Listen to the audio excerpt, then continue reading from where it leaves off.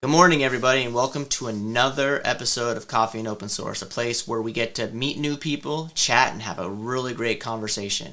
So I'm super excited for my guest today because I actually found him on Reddit. That was funny enough. So my guest today is Sanket. Sanket, do you want to say hello and introduce yourself?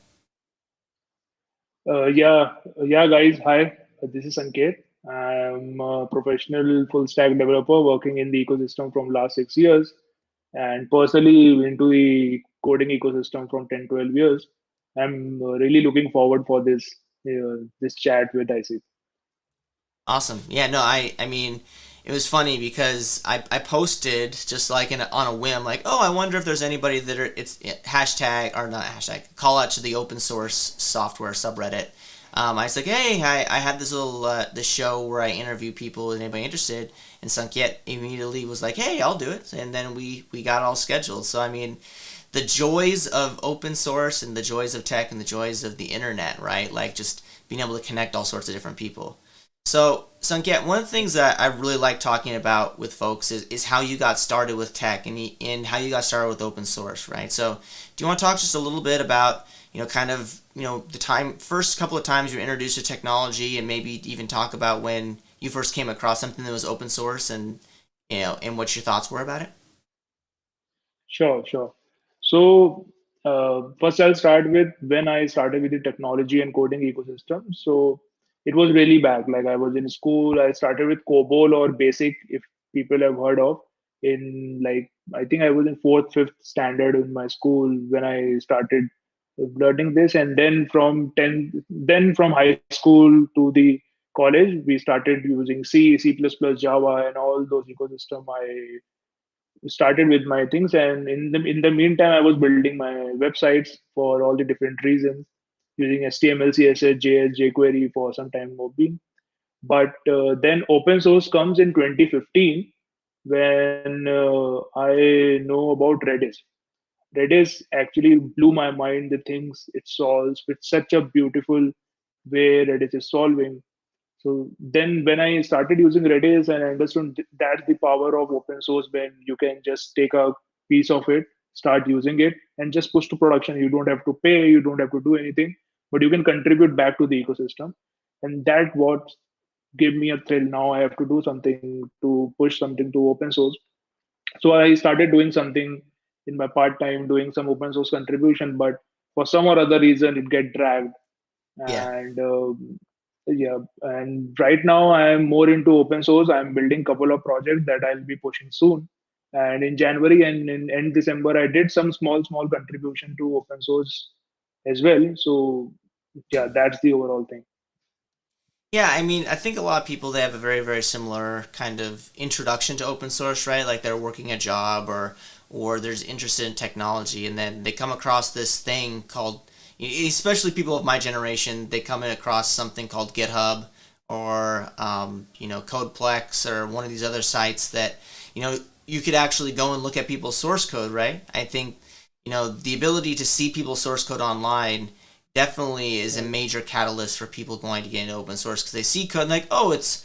I mean, a lot because a lot of developers I think are very, I guess, cautious about other people seeing their code, right? Since we can be very mean sometimes if we see some code that we don't like, right? I'm even very guilty Right. of it. I'll look at some code that I wrote 2 or 3 years ago. I'm like, oh, this code is terrible. Like, just throw it all out, replace it with something that I think at the time is a better way of doing things. And you know, I Right. think a lot of people they just generally have fears of being judged by other people, right? And open source kind of takes that Right. away, right? Like I think that's something that's super impactful, giving people the ability Yes. to not be afraid of their code being seen. Right. It's same. It's same. I think there is a time when you are more focused about your credibility or more your thing. Whether I push this code to public usage and public will start blaming me what you have written this part of code and why, what and what not. But what I believe every year, even you saw your code 6 months back, whatever you have written, you will say I can do a much more better than this, right? It's I think it's a trade with every programmers and every developers over there. They don't like the code that they have written 6 months back only. So even 1 or 2 years is a big amount of time. And but I feel by pushing your code into the public ecosystem and let people judge and understand what you're doing wrong and come back with some solution, it actually helps you to grow as a person. I think pull requests are and issues are meant to make sure you write a good piece of software. Yeah. And if people are there who helps you to do that, why not? Yeah, no, I totally agree. And I think as, as people get more and more invested in open source, they get more and more excited about open source, right? Like, for instance, like today, I was, getting started before I even started talking to you, and I was just, I was messing. I didn't really like, there's not a lot. So for people that don't know, like I face a window, so behind my monitor is a window, and usually I get pretty good light coming in. And today, like it's a really, typical spring day in Washington State, and so there's not a lot of sunlight, even though it's 9 in the morning. And I was like, okay, well maybe I need to set up a key light or whatever. So I have this key light and I'm playing around with it, and I don't like the way I look.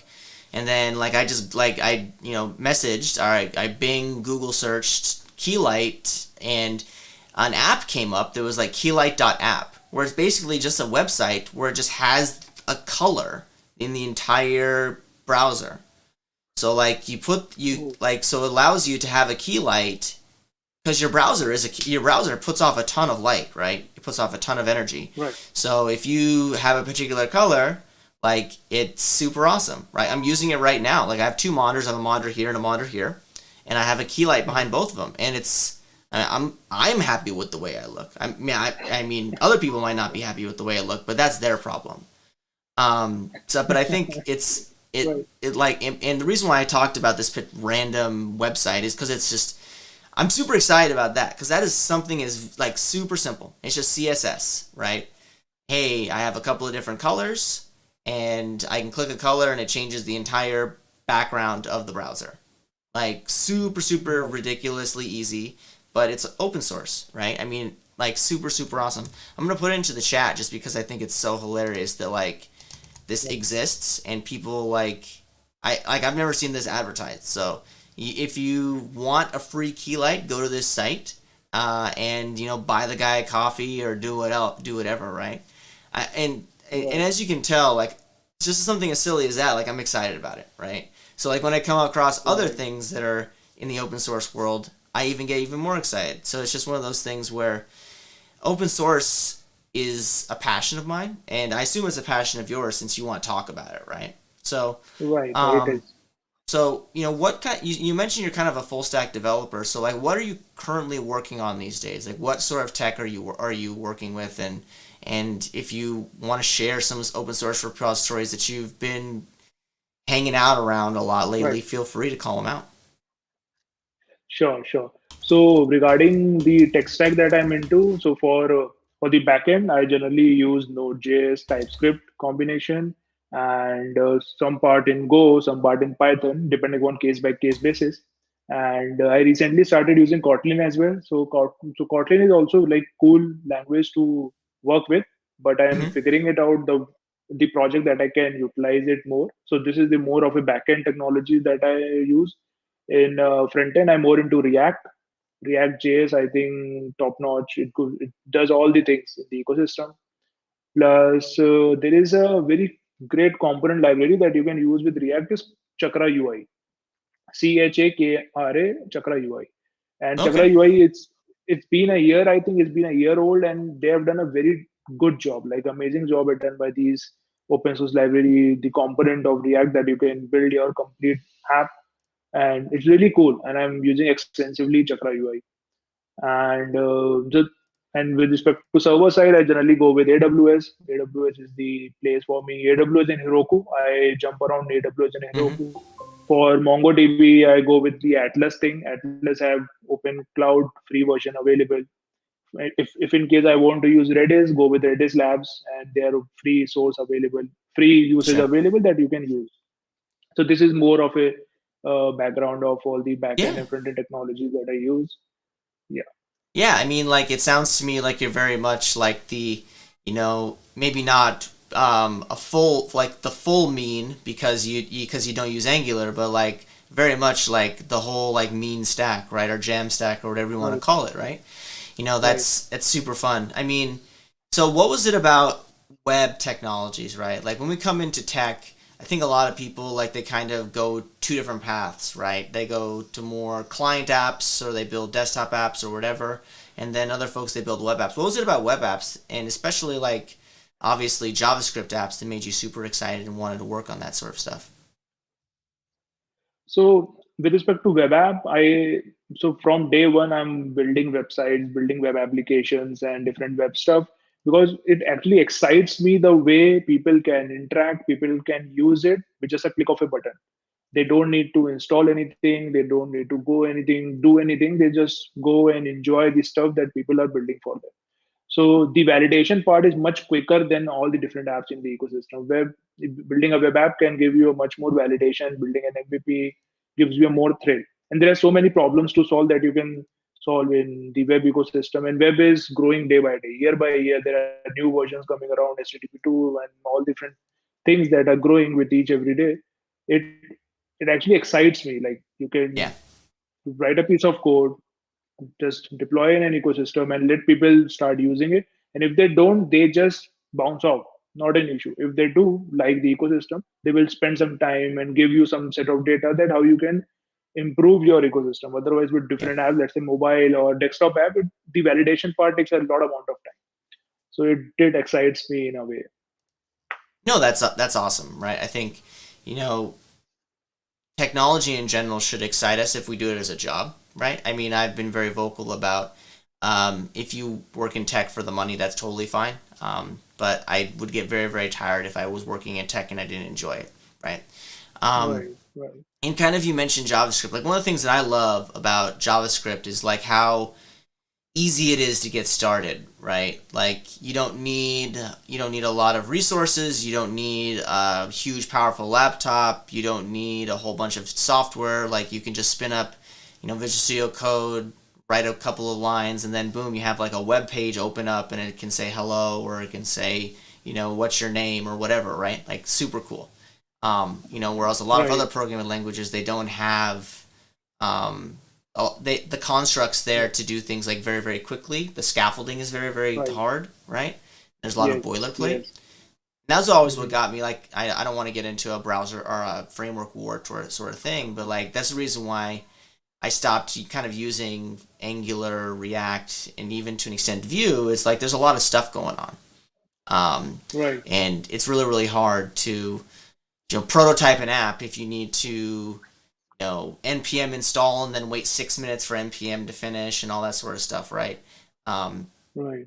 but at the end of the day, like people are super successful, and there's a ton of things that you can do Call, call. um, as it pertains to building out your apps with web stuff because there's just so much web stuff out there that you can take advantage of.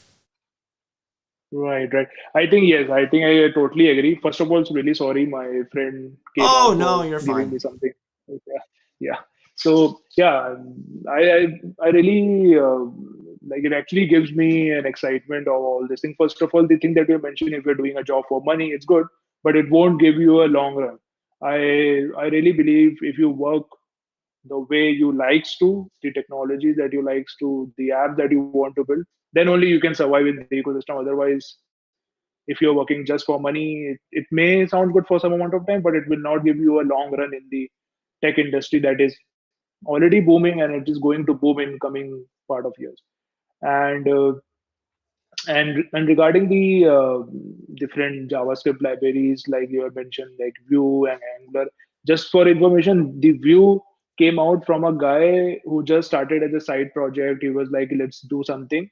And it was for a long time, it was maintained by a couple of guys, like two or Yeah, three guys for a very long time. And it is like highly rated library right now. So it really amazes me the power of open source, and also with the React. With the React, the three guys who built this, I'm not sure it was with React or with GraphQL. They just open source the thought process of what the ecosystem should be, and then people started contributing on that sense. So in this part of world, it really gives me a goosebump. Like there are so many people available who are there to contribute. You just have to relate to them. You just have to be on your network. You be just need to connect with them the same way yeah, we are. we just pinged on Reddit. You Yep. you just posted something. I was like, hey man, like-minded people, Yeah. let's get on board, and we are here. That's the Yeah. power of open source. Yeah. Yeah, I mean it is community, right? Like you have the ability to Right. build on top of, all the work of all these great folks, but you're also like you're taking advantage of collaboration tools, right? So, what kind of tools do you use as a developer these days, right? So one of the things that I brag and say that I'm in marketing now, so I don't get to work. I don't get to do a lot of development stuff for work, but I do a ton of development stuff for in my free time. So, what kind of tools do you use to be successful with your open source stuff, for instance? Okay. So if you are talking about in terms of writing code editor, so like Visual Studio is the best thing. Like VS thing, Microsoft launched the VS thing, and it is amazes me the way we can use this tool. And along with that, IntelliJ, JetBeans IntelliJ is also a great tool. But the difference of VS versus IntelliJ is the memory optimization. Like IntelliJ uses a lot of memory. They need a whole chunk of memory of your laptop. But VS is lightweight. You can start using Yeah, it the way you want. So I really love VS. VS is the yeah, thing for me right now, right? And for different things, for example, for MySQL, Workbench is the standard. MySQL sure, Workbench is yeah, the standard. Start using it the way it is. Then for Mongo, you can use the Robo 3T. That's the standard. Like it gives you a whole bunch of things that you want to use. Yeah. And yeah, this is the pretty much thing. And Brew, like Brew in Mac, I think Brew is solves all the part of the ecosystem. So Brew yeah, is the next tool. And I like from last year September I started using Gatsby as well. If you are aware of Gatsby yeah. JS. So and recently I'm building a tool on top of Heroku. So these guys have a very good CLI available with all the good documentation, all the usage covered. So yeah, that's pretty much covered most part of it. Yeah, I personally like I use Hugo, which is another static site generator, but I played around with Gatsby and that's very very cool too. Like, Right. it turned into this thing where like I I don't know what happened, but I went from being like somebody that would build out like a real website with like, using Angular or maybe using .NET or whatever to serve like static content, just to serve like text. And I'm like, well, there has to be a better way. So I looked at static site generators, and now I have like my personal website uses Hugo. My personal like the coffeeandopensource.com like that uses Hugo. My wife has the blog that she used to have on WordPress. We migrated that over to use Hugo. I mean, Okay. there's like it's crazy. Like static site generators, I never used them for a long time because I thought that I was like, no, a developer like would never do that. But it's like, Right. I mean, pick the tool for the job, right? Like if you are, you know, Right. spending a ton of time getting server side rendering to work or getting, all these crazy things to work because the framework doesn't allow it to be easy, like you're doing it wrong. Right. Like pick the easiest path to your solution, even if it's like, quote unquote boring, right? Right. Um, Right. I mean, that's one thing too Yeah. about open source is, I see people get very, very complicated a lot in open source, right? Where Mm. they immediately Right. try to like architect some amazing solution because maybe it goes back to, oh, they want to impress people. But it's like, oh, Right. well, like there's this like I can't think of the exact example of what it was, but I came across it a few days ago where I was looking for an npm package to do a particular thing, and I as anybody like I'm trying to figure out like and the process of testing npm packages is a nightmare, right? I have access Mm. to GitHub code spaces, so it makes it a little bit easier because I don't have to like get all the code down and do all that stuff. But like I'm testing and I was like, okay, well this is a pretty good solution. Let me take a look at it. And I'm looking at this guy's code, and I'm like, wow, he's doing a lot in here. And like all the other solutions I looked Mm. at, it's not a lot of code.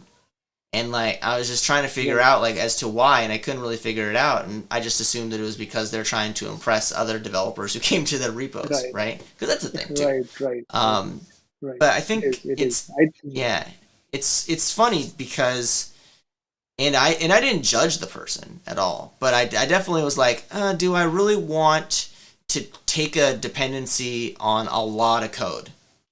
Like, because that's the thing too. Like, we're very dependent as open source developers. We're very dependent on other developers, right? whether they write Right. npm packages or NuGet packages or pick your package manager, right, or Docker containers or whatever, right?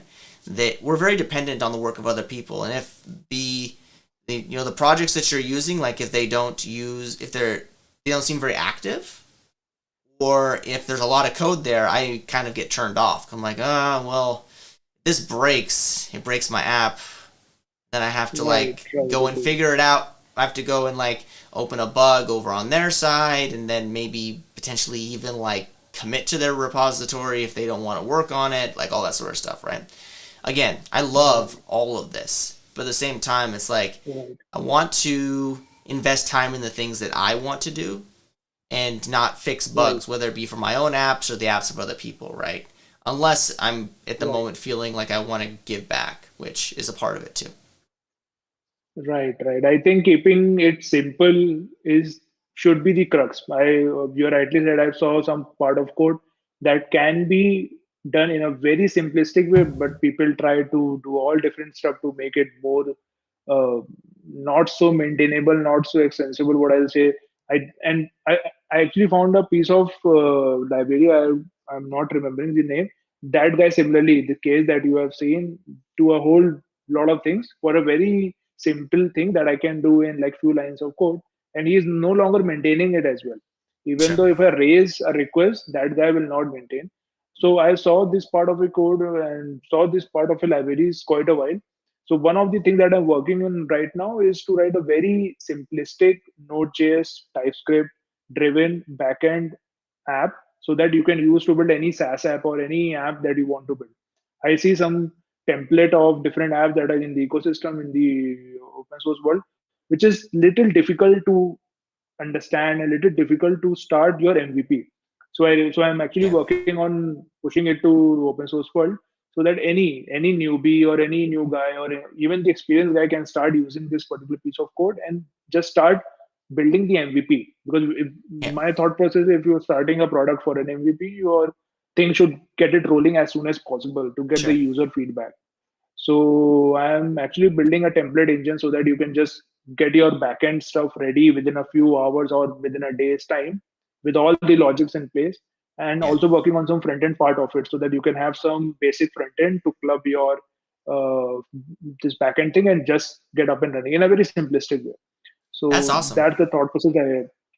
So Yeah. I'll be No, pushing in few months. Yeah, that's awesome. Yeah, and be sure to get me that repo. We'll definitely sure. we'll share it out with all of our friends, and hopefully you can get some people to test for you or help contribute or whatever. Right. Worst case, somebody will just come and they'll look at your code and they'll be like, I could do that better, but I'm not going to do that because it's a lot of work.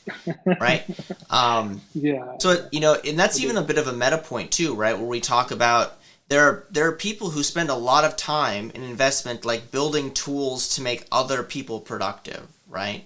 Like it's not just about shipping features, right? Like for instance, like I have an open source project that I maintain that a few people know about called Presence Light, and all it really does is it takes your presence in Microsoft Teams and it broadcasts it to different kinds of smart lights.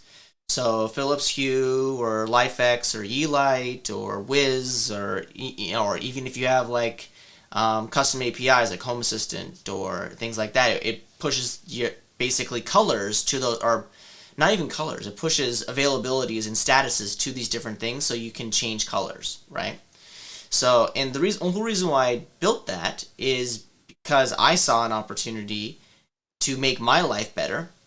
I got two small kids, and it's very very hard for them to understand that dad's at working at home now, but he also like he's here, so I get to play with him, but he can't play with me right now because I'm working. So I built this tool to like make my life better. And then like Right. I thought of it a little bit, and then it was obviously I did all the work on GitHub because that's the only place where people store code these days. And it got picked up by some folks, and then it was featured in a couple of places, and now it's this thing that people use. And I have like the last time I looked, there's thousands of people that use Presence Light, which Awesome. it's crazy for me to think about it like that. I have a ton of installs, and I don't understand where these installs are going.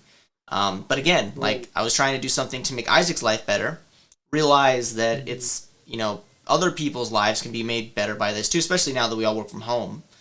Um, Right. so I I think mean, it's pretty yes, good. Like, yeah. I think So like, it's actually congratulate to you that yeah, you have no, reached a particular milestone. yeah, I don't need any congratulations. I got a big enough ego. But my point was, and the reason why I was talking about myself for so long is so I could then send it back to you, where it's, it sounds like you're building a tool, or you're building a set of tools to make other people's lives easier, right? Instead of just building like, oh, I'm gonna build this thing that maybe is a wrapper for some public API, or integrates this particular framework with this particular framework, right? You're building like a toolkit of sources. Sounds like. Right, right. It is a set of a toolkit that you can get things up and running as soon as possible. My simple thought process is to get your Yeah, things up and running as soon as possible. Plus, use the very simplistic fashion.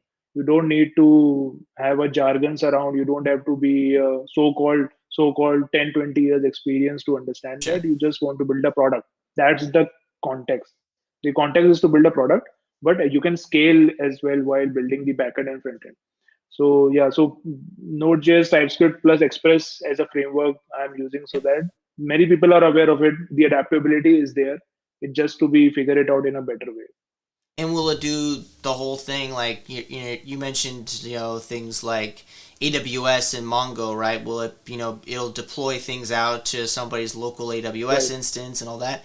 So what's going to end up happening? And I can tell you as somebody who's an open source person and maintains projects, people will come and they'll ask for features. They'll say, Right. "Hey, Sanket, can you please add GCP support or IBM support or Azure support?"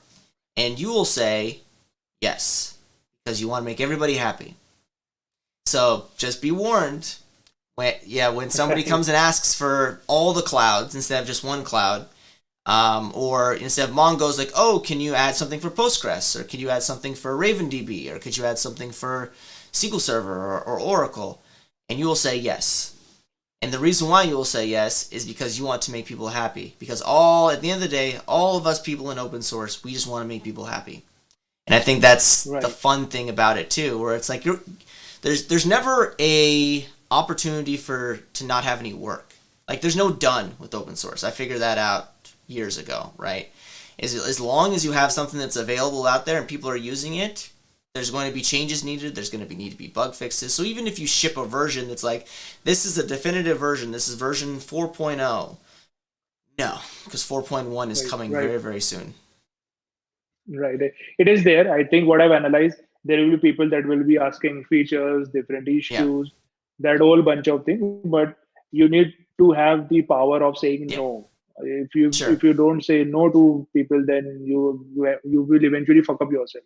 So the recent example that you can use is Moment.js. Moment.js is one of the topmost library which were using for yeah, date and time in all the JS library, but they are no longer supported. They are moved on from Moment.js. They were like that they have done their part. Now there are other bunch of things available in the ecosystem for them to work on, and they are no longer supporting it the way yeah, I checked the last what I've checked the information I have. So it is I understand that this thing, but we can also bring this thing to other people. Like if someone asks for a particular feature support, you can create a roadmap that particular thing is available for anyone to pick up. So why not anyone can start pick up and start using it? uh, yeah, like recently I found a bug in one of the documentation, and the contributor, the writer of that documentation come back, and it's completely open source. The documentation is open source. So he comes back to me and says, hey, you found this bug, why not go and solve this? It's such a simplistic way to do that, yeah, and it's just a simple yeah, issue to fix. So I think in a way we should collaborate and communicate more, and things will get sure. sorted. But you have to say no. You don't have to say yes to all the time. Yeah, I mean, one of the big things that um, I've been like, my immediate response to anybody who asks for things is like, I welcome PRs, right? Like, if somebody wants to open up a PR, that's I get super excited. Like, I just had a conversation with somebody earlier today who is doing a lot of work for one of my projects, and it makes you super happy that somebody else is as interested in something that you own that they want to help you get to work, right? I think that's super exciting. right, Like, I've been right, there where I've came across a repo and I'm like, oh, like this cool little thing, like it needs this one little thing, right? And I just add it to it, and then the owner was like, oh my gosh, like I don't have any stars on my repo, but you like PR'd into it. That's awesome. So I mean, there's all sorts of fun things that we can do, right? As software right, developers to give back and make other software developers feel good. Because a lot of our job right. is not feeling good, right? A lot of our job is like looking at bugs or trying to figure out why something isn't working. So every time an opportunity to make something feel good, it's definitely super awesome. Right, right. It is. I like agree 100%. There is no one can deny that. Apart from working full time in a company by solving the other bunch of things, open source gives you other part of the world where so many people are building so many different products that you get engaged and you get thrilled by the things that are working on. And it's good to like take a break from your full time job for some hours and let's contribute to that part of the world. It actually gives you different set of experience that everyone should have. Yeah, I mean it's seems pretty simple, and like if you have the opportunity to do open source as a career, that's awesome. Got the the fortunateness of talking with some folks that do open source as a job, and they tell me it's not as exciting as it sounds, right? Because I think once like a job is a job, right? So even though you have something that you're working on and you love it, once it becomes a job, it becomes something completely different, right? So I think that there's a Right, happy balance between being able to do development for fun and development for work, right? Because the two things they can't go hand in hand safely without it right, end up being some form of a problem. right. So basically, the point of context is you have to build your personal brand. By working in a company for some client or some projects or for the company ecosystem, there's hardly anyone who will build their own personal brand. So if Sure. you are into who are into building your own personal brand by having you as a source of truth of all the different things, then open source contribution helps you a lot. And people can then start sponsoring you, can give you whole bunch of money to maintain a particular project because they have a huge dependency on their ecosystem. Yep. So I think if you're into building a personal brand, start with the open source project. And I'm actually thinking of doing the same route, like building the project so that people can start consuming it and then sponsoring in a way that can help the project to build together and work together, kind of a process. And if you're aware of, there's a project called Plausible Analytics. Plausible Analytics, it's all open Plausible source. analytics. Yes, the plausible analytics guy, and I'm huge fan of these guys. There are hardly, I think, two, three guys in the team that started working on this, and they have Oh, reached a good MRR, and they're doing a very good job. There's a one guy who is a developer who started working on this project. Then there's another guy who came down for the marketing part of it, and it's complete open source. You can just use it and deploy in your ecosystem for all the analytics. What plausible and what plausible analytics says, it's a privacy friendly analytics for your website, for your any application, and interesting. it's actually doing very good. I use their product. It's quite simple, do its job, simple as that, with a very good pricing model as well.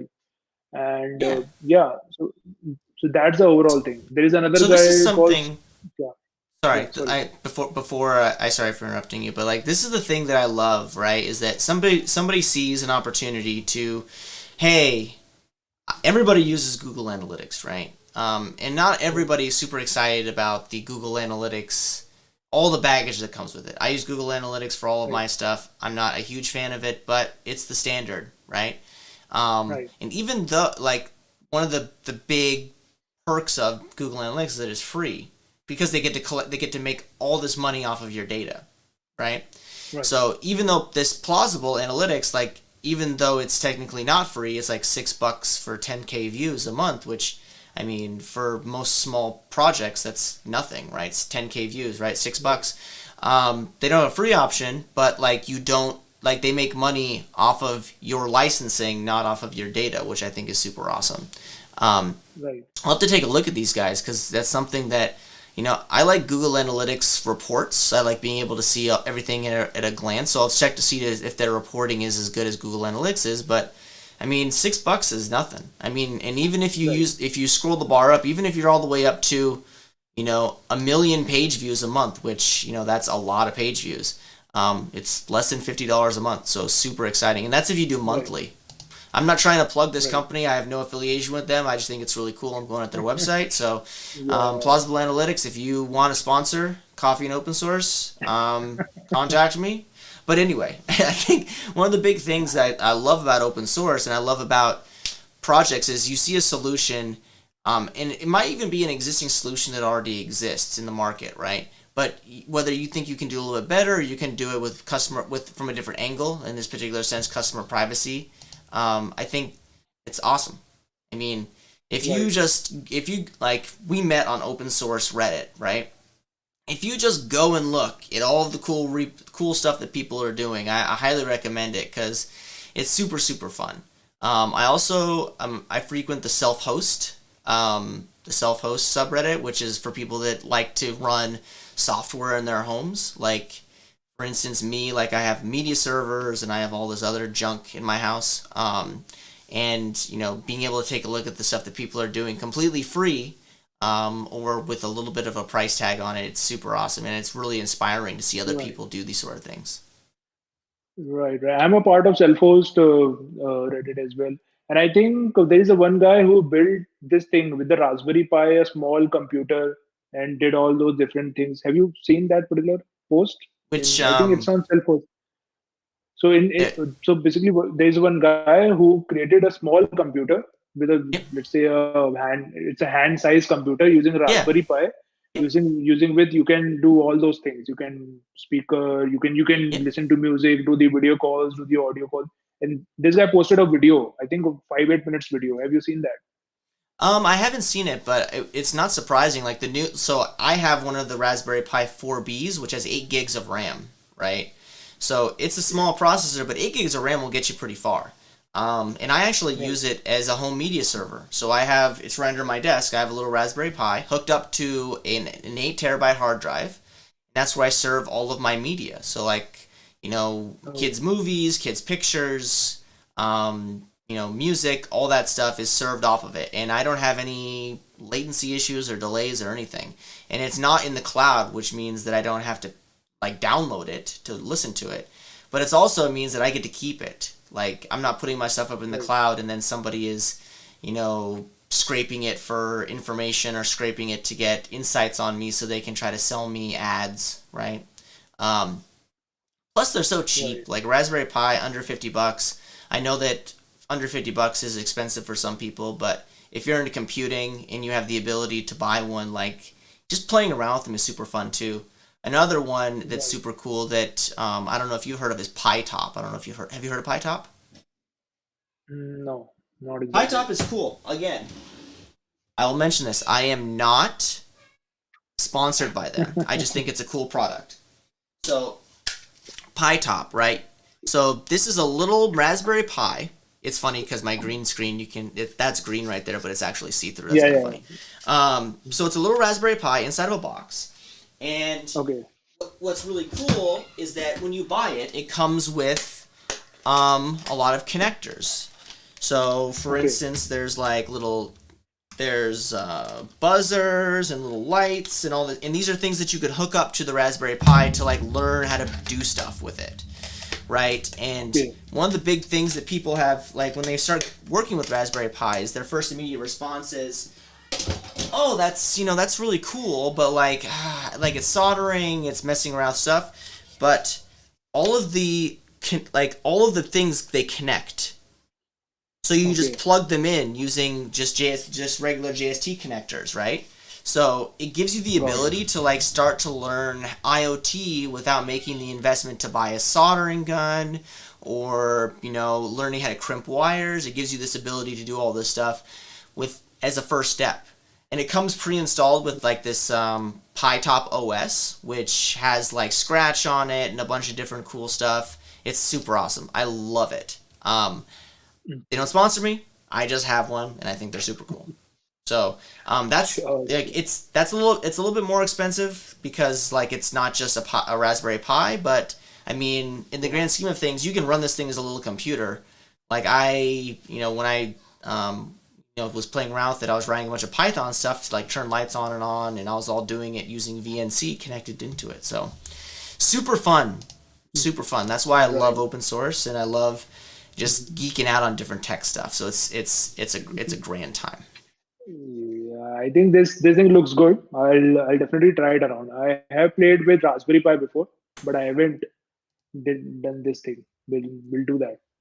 Yeah, no, PyTop is super cool. I think, and there's a couple of other companies that do similar things. I just for some reason somebody recommended PyTop to me, but I think it's super fun. I mean, it's one of those things where it gives you the opportunity to learn things without having to spend a ton of money and also having to invest in learning new skills that maybe you don't want to learn. Right, Like maybe you don't want to be an right, electrician.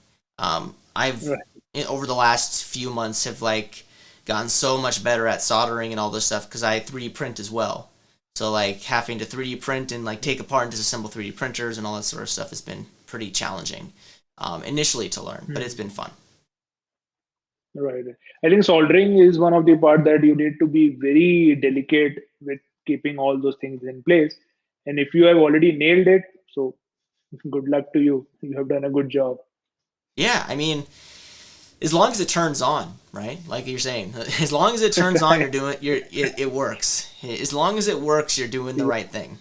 So, right, I right. mean, Yeah, because I messed it up before, but yeah, I can understand. it happens. What's great though is as long as you don't short anything out, and you can, and Yeah, it's not like a super small spot. Like taking off solder is not super hard either, as long as you have the right tools for it.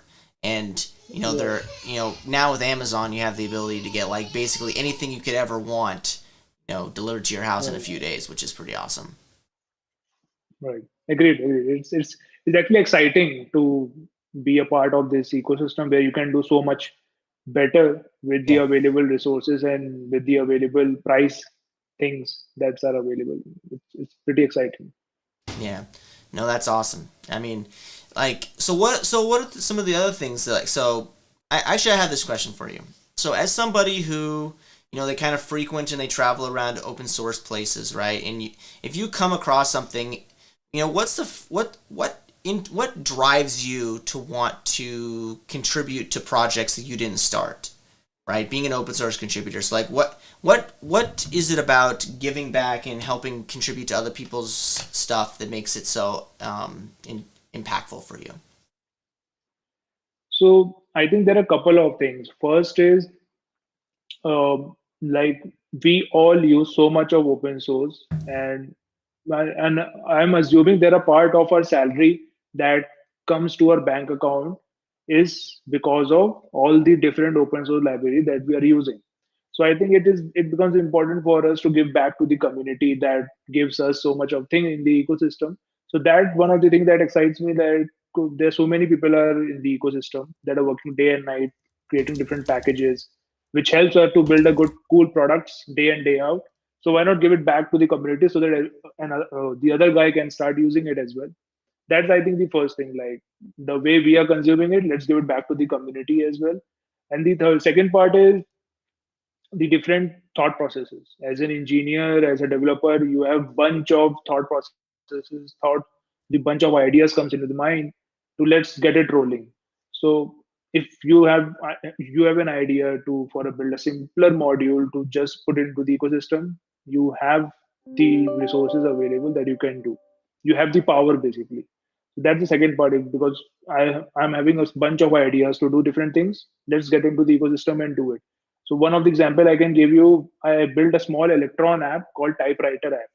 So what this app does is, have you heard of Hemingway app? Hemingway app. Yes, There is yeah, an app called I Hemingway. love Yeah, as somebody who has to write things occasionally, and I think I'm a right, good writer, right. and then Hemingway reminds me I'm not a good writer. So I mean, I love Hemingway. Okay, Yeah, yeah, yeah. So and the other app called Typefully. Have you heard of it? I have not heard of Typefully. What is Typefully? So Typefully is built by these two guys, and this what this app does is you can create a tweet. You can form a tweet before posting it to tweet. So you can review a tweet that you're going to post and create a full. bunch of thing over there, and this tool will help you to schedule your post to the Twitter as well. So it's kind of a buffer, the kind of buffer app. Plus, you can just maintain the list of things that you want to post.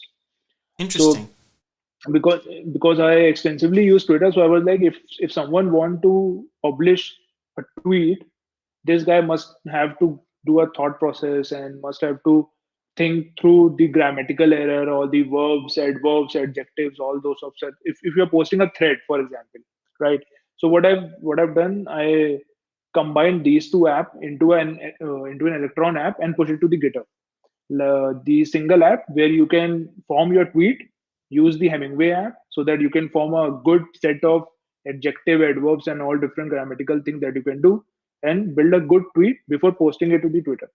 So I built this thing, and it the developer of Hemingway app got some rage. He didn't like this app per se, but it's an idea. I got an idea one night. I built this overnight and push it to the GitHub the next morning. So that's the power of it. You can do whatever you want. The idea, if you have, just push it to the ecosystem and enjoy. That's awesome. So, how long did it take you to build this? I'm curious. Like this is a pretty slick. I'm looking at the app. I'm going through it. It's pretty impressive. Like how long did it take you to put this together? So it's simple as that. So over a night, I worked on this app where I combined these two. Basically, the Hemingway and Typefully I combined into an Electron app. So it takes overnight, and I pushed into the GitHub the next morning. That's awesome. I mean, that's way better than me. There's no way that I could do this in such a small amount of time. So that's super impressive. Like that's kudos to you, my friend. That's awesome. I mean, so what was it that made you want to do this, right? Like, I mean, do you tweet a lot? Do you I guess I'm just sorry, I'm distracted because I'm going through all of like the super cool stuff and yeah, like this is awesome. Super super impressive. Good work, my friend. Thanks, man. So I don't tweet much, but like Twitter is the place for all the developers, I believe, Yeah. to hang around and to build ecosystem. You need people who are the kind of like-minded, and from them you can learn. So I recently started hanging around in Twitter a lot more from the last part of the year, from 2020 last part of the year from now. So what I've understood is you need a segregated app where you can form your tweet, you can do this bunch of things. So I found Hemingway app already doing a good Hmm. job. I found that Typefully is already building their app. So why not combine these two and do this? And yeah, that was the thought process. And I'm really looking forward to build a Twitter audience for me. So let's see how it goes. I mean, so I'll tweet about this. This is super cool. Like, as somebody who uses Hemingway, I didn't know about Typefully before. But I use Hemingway. This is super cool, man. Now I'm like, now I'm all sorts of like distracted. I'm sorry. Like this is super cool. Anyway, move. I'll talk about that at a different point in time because it's super fun. I mean, so again, like productivity goes back to your productivity stuff, right? Like you're not like you built like a fully rich thing that allows you to like do things that you could do online, but you could do it on your desktop now. So super cool. Right. So what was it that made you want to build it? Just as simple as like you saw an opportunity. Yeah, the point is first is to solve my problem. I was using Typefully a lot in the sense to write a tweet because first of all, I really like the developers who build this Typefully. These guys have built Mailbrew, if you have heard of. Yeah. Mailbrew is an app. Yeah, right. So these are the developers who built this Typefully app. So I'm follower of these guys. So I saw this app, I really liked it. So I was like, why not use it in a better way, because I was actually using their app, and I use Grammarly app as well. So while writing something, I got some suggestion from Grammarly that you have Hmm. some problem, you have to recorrect yourself. Then I thought, why I need a web browser for this? Why not I can have my own personal app Sure. where it can Yeah, do yeah. all bunch of things. And But Electron lets you there, do that, right? yes, Electron Yeah. is super powerful. super Yeah. powerful. So I was like, why not club these two things? So I thought, why not use Hemingway rather than Grammarly per se? Because Hemingway is all open. Hemingway can give you a good, richer set of things in a better way. And I thought of adding Grammarly in coming time, but I haven't added anything. I hope so. I'll add much more into the ecosystem so that you can do these things together. Yeah, no, that's super cool. So hats off on building a productivity tool because I love productivity tools. Like I'm probably less productive because of the amount of productivity tools that I have, right? I mean, I think one thing as developers that we are very guilty of is like trying to automate everything. I think it might have been Bill Gates or somebody else that was like, if you do something 3 times, then you should probably automate it. And That's I correct. like, and it's one of those things where you have the ability to automate things because you have the technical know-how to do it. But what ends up happening is then you get into this thing where you're so dependent on like buttons and hotkeys and like for instance I have a Stream Deck. I don't know if you've heard of a Stream Deck. It's like a little box with a bunch of push buttons on it that you can program what all the little push buttons do. So like you have that in front of you, and it's like, oh, I need to do this, so I press this button, and then I did this, and then you run into this thing where it's like you don't do a lot of stuff. You're doing like a lot of like queuing off of stuff, which I don't know if that's lets Okay. you be more productive or less productive. But I think one of the Mm, things that I love about technology is just the endless capacity to do things, right? We have right. this uncanny ability as human beings to build amazing stuff, and technology allows us to do that. I mean, it's super Right. awesome. Right. It is actually. And also, along with the automation, you can enhance the know-hows and enhance the viewpoint of an app. For example, so you must be using Hacker News, right? Yeah, yeah. I mean, Right. not But as I yeah, don't use it as much as a lot of people, but I definitely get my some of my news from Hacker News. yeah. So I use the Hacker News extensively, but what I've seen is Hacker News have not evolved in terms of the UI part of it. You cannot you it's the same UI thing that you are using in from last 10 years and more than 10 years, and they haven't evolved much. And most of the users are okay with this. So I thought of why not do a new page views to the Hacker News. So I built a small app called hn.boxpiper.com, if you can go through it. So it's a simple Hacker News app, but it's much more intuitive. It is much more enriched. You can use Hacker News in a much more interactive way rather than a Oh, I see. plain bland page which Hacker News has. Yeah, so it gives you a power to do all those things. Yeah, no, that's I mean, again, like aggregation of stuff, right? Like, do we need like Hacker News is like the aggregation of news? Do we need something to also like scrape Hacker News? I mean, yes, we do. That's a dumb question. Of course we do. Um, Right. so my friend Sanket, we're about out of time, and one of the things that I love to Mhm. talk about with folks, and I love to ask them as we wrap up is, if you can think of technology or open source rather in one word, what would that word be? If I would think open source in one word, Yeah, I will say power. It power. gives you a it gives you a powerful way to do all the exciting things. No, I totally agree. It's like endless capacity to do things, right? I mean, it's again and again, it's super awesome. I mean, Right. and the power of technology brought you to me, and we just had a great hour-long conversation about tech and open source, and I loved it. So, my friend Sankit, thank you so Same much here. for joining us here on Coffee and Open Source. For Same here. everybody that wasn't aware, I'll be sure to tweet out some of the amazing stuff this guy has done. I mean, looking at also like I'm looking at his GitHub repo and I'm trying to pay attention to him talking. I'm looking at his GitHub repo and there's all sorts of cool stuff going on. So hats off to you. We'll be sure to promote some of the stuff that you're doing. It's super awesome. So thank you again for coming on. So for Same here. everybody else, thank you so much for joining us here on Coffee and Open Source, and you enjoy the rest of your day. Take care.